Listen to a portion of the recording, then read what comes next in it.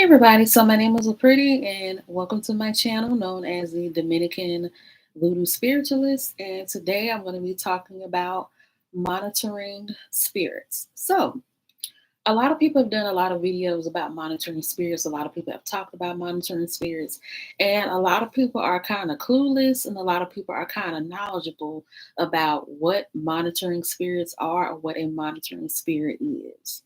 So, the definition of a monitoring spirit is when someone or somebody, or it could even be a spirit, is watching you. They're monitoring you. They're watching what you do. They're watching what you say. They're listening to what you're saying. They are watching your every move. They are sensing your senses. They are watching what you eat. They're watching what you say. They're watching what you do. They're watching your mannerisms, and they're watching pretty much your overall life. Some of us call these people nosy people, people that's in our business, people that are too inquiring, people that are too involved, people that are just, nosy, messy, just all up in our business. And yes, nosy people, people that are too much in other people's business, can be considered a monitoring spirit because as humans, we all have a spirit. But on the spiritual side, people can monitor you spiritually without physically being there.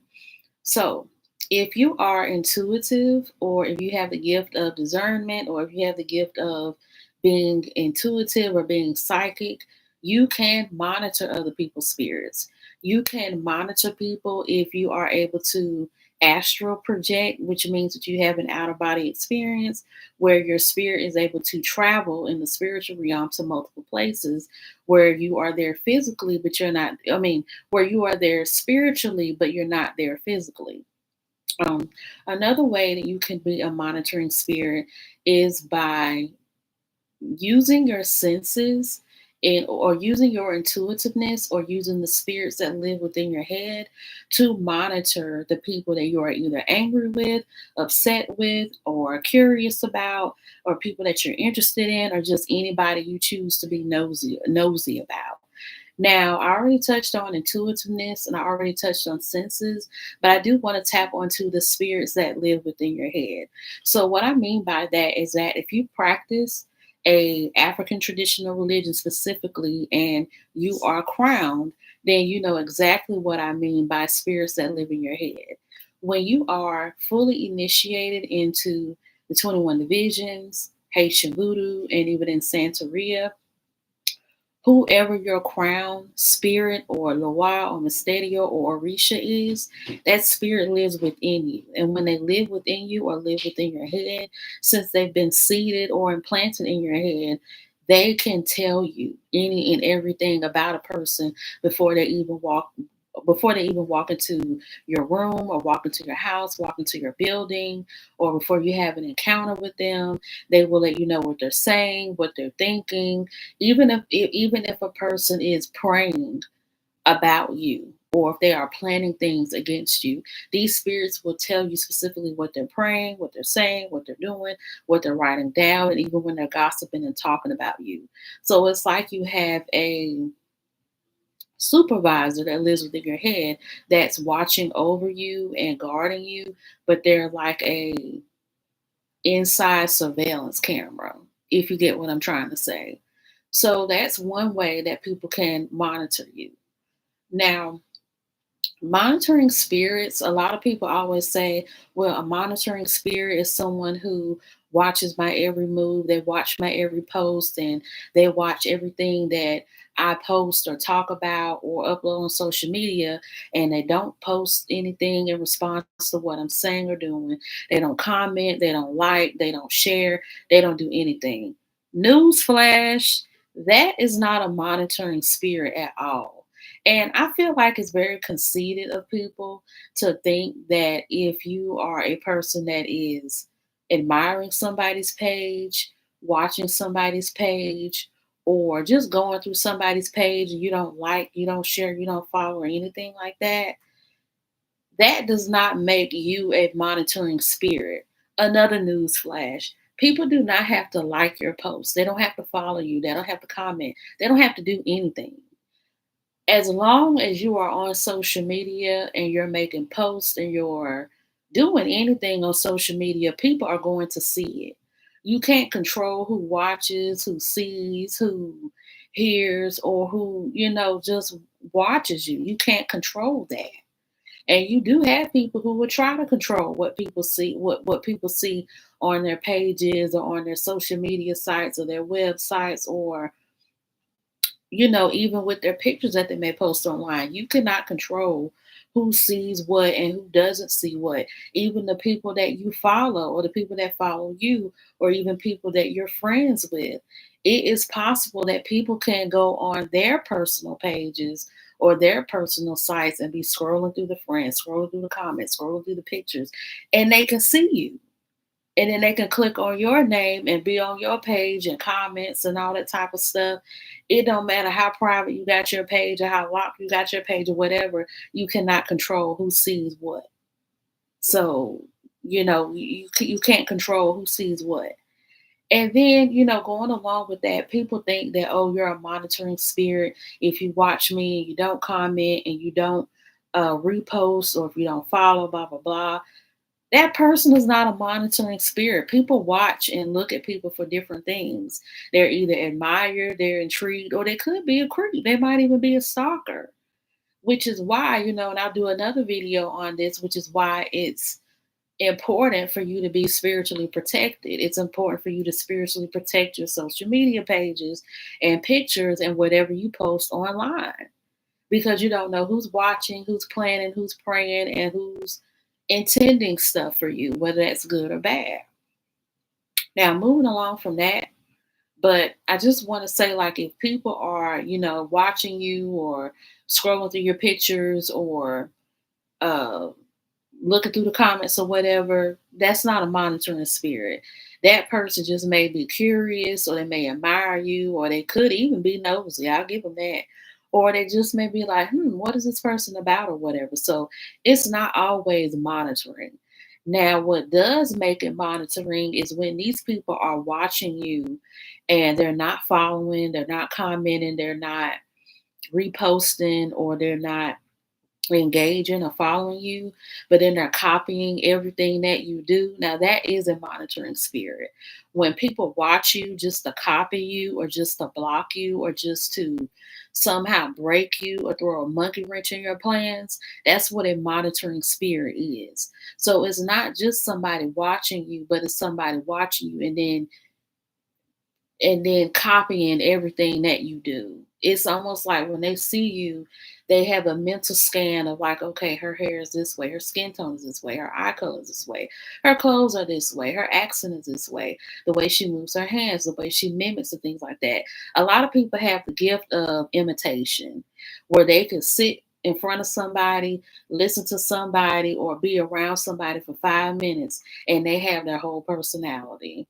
They have the look, they have the clothes, they have the mannerisms, the accent, they have whatever it is that they want from that person down pat, down to a T.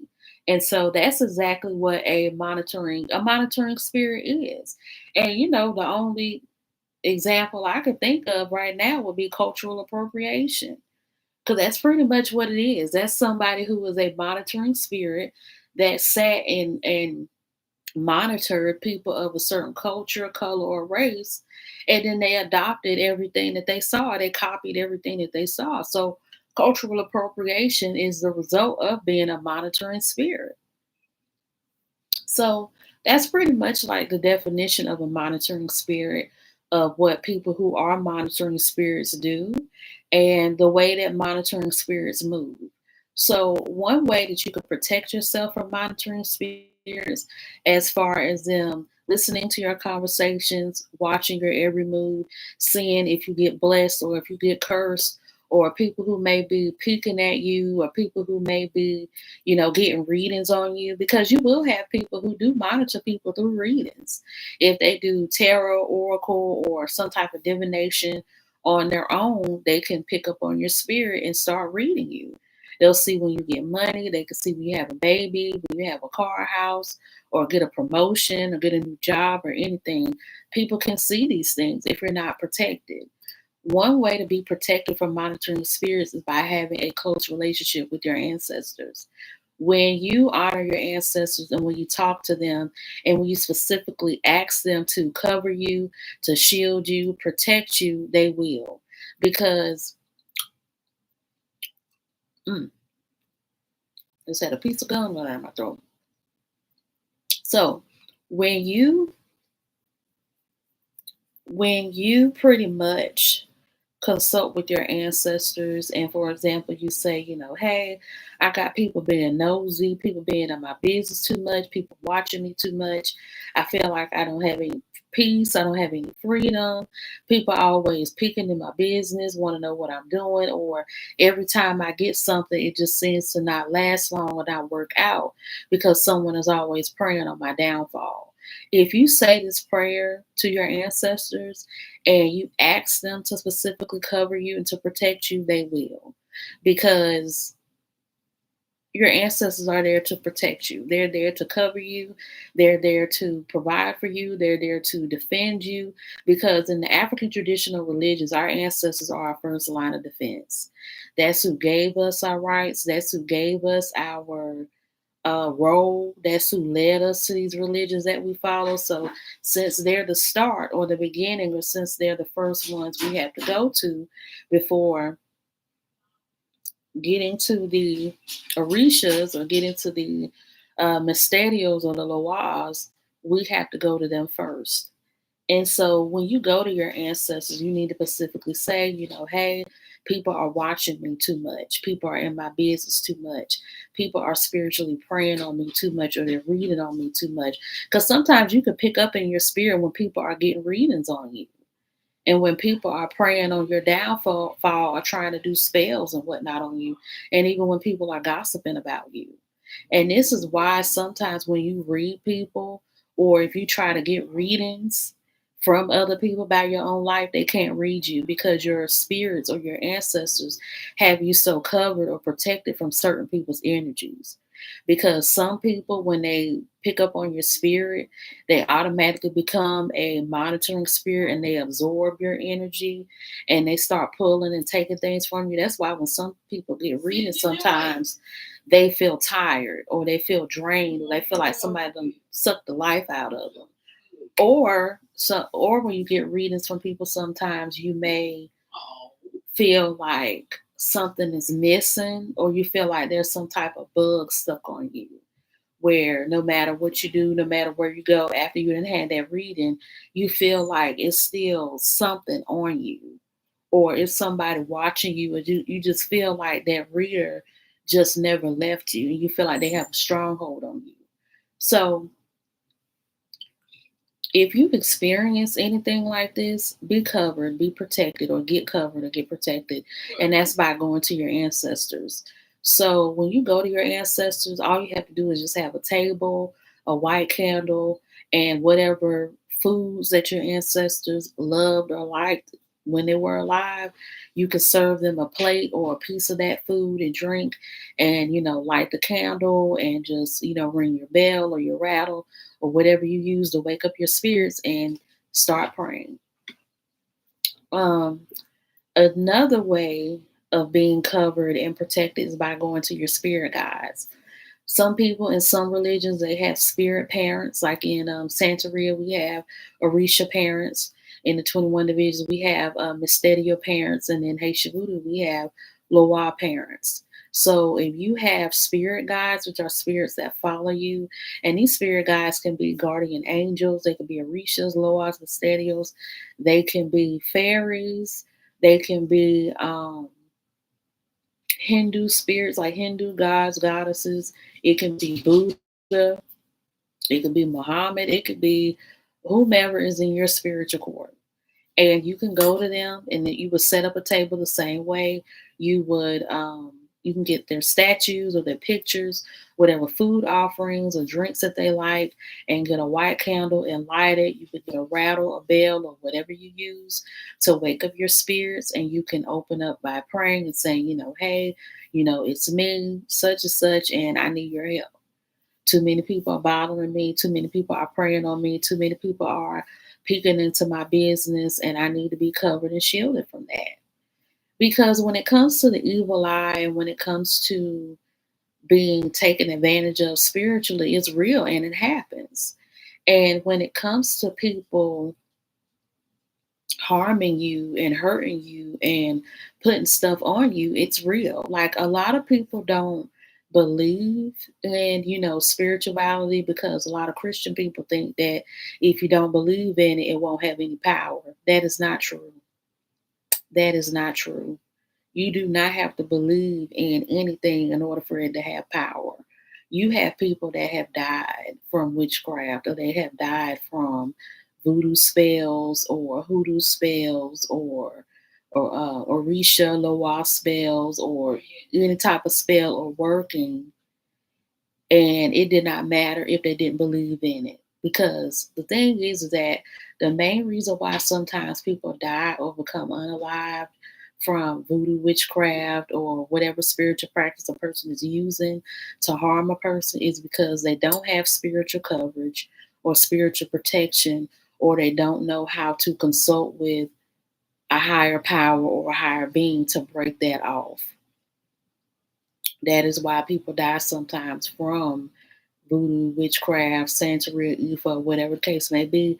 But sometimes there's divine justice that goes along with people either getting sick or people dying from witchcraft, voodoo, or any other spiritual working. Because if this person, caused that person an offense with no mercy, then yeah, the spirits might let them have at it when it comes to that spell, when it comes to that type of working. So do not believe in this thing where if you don't believe in it, that it can't happen, because it does.